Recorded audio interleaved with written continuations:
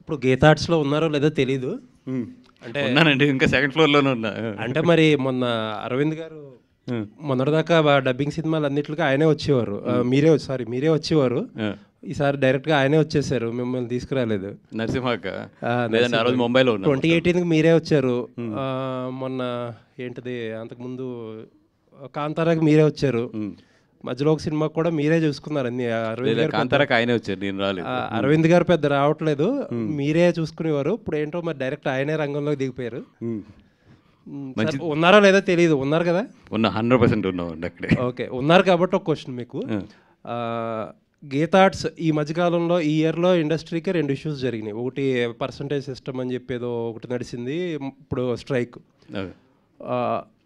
ఆ టైంలో పర్సంటేజ్ సిస్టంలో మీటింగుల్లో చాలా పొదుపుగా పాల్గొని చాలా దూరంగా ఉంది గీతా ఆర్ట్స్.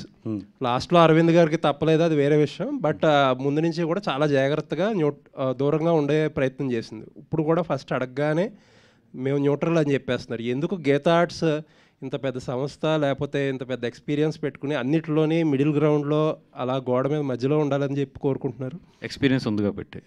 ఎక్స్పీరియన్స్ ఉంటే మీ ఎక్స్పీరియన్స్ సమస్యలు సాల్వ్ అవ్వడానికి హెల్ప్ అవ్వాలి కదా? లేదండి, సమస్యలు సాల్వ్ చేయడానికి ఇప్పుడు ఒక టీమ్స్ పనిచేస్తున్నాయి ఆల్రెడీ. అట్లాంటప్పుడు వాళ్ళని పనిచేస్తున్నప్పుడు ఏదైనా ఒకటి డౌట్ ఉంటే వాళ్ళకి ఇట్లాగే ఏం చేద్దాం అనేది మాకు ఫోన్ చేస్తున్నారు, మాట్లాడుతున్నారు, అడుగుతున్నారు. కానీ లెట్ దెమ్ లీడ్.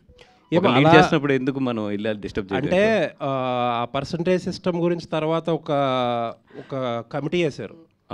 ఆ కమిటీలో ఇండస్ట్రీలో ఉన్నారు, పెద్ద వాళ్ళు అందరూ ఉన్నారు, చిన్న వాళ్ళు అందరూ ఉన్నారు, డిస్ట్రిబ్యూటర్లు ఉన్నారు, ఎగ్జిబిటర్స్ ఉన్నారు, అందరూ ఉన్నారు. ఒక గీతా ఆర్ట్స్ నుంచి లేరు. మిమ్మల్ని అడిగితే మీరు మాకు అసలు తెలియదు దాని గురించి అని చెప్పారు. Communication gap. అక్కడ ఛాంబర్లో అటు ప్రొడ్యూసర్స్ కౌన్సిల్లో ఒకళ్ళిద్దరిని అడిగితే వాళ్ళు ఇన్వాల్వ్ అవ్వట్లేదు కాబట్టి మేము కలుపుకోలేదన్నారు. అంతే. ఇప్పుడు అంతేనండి.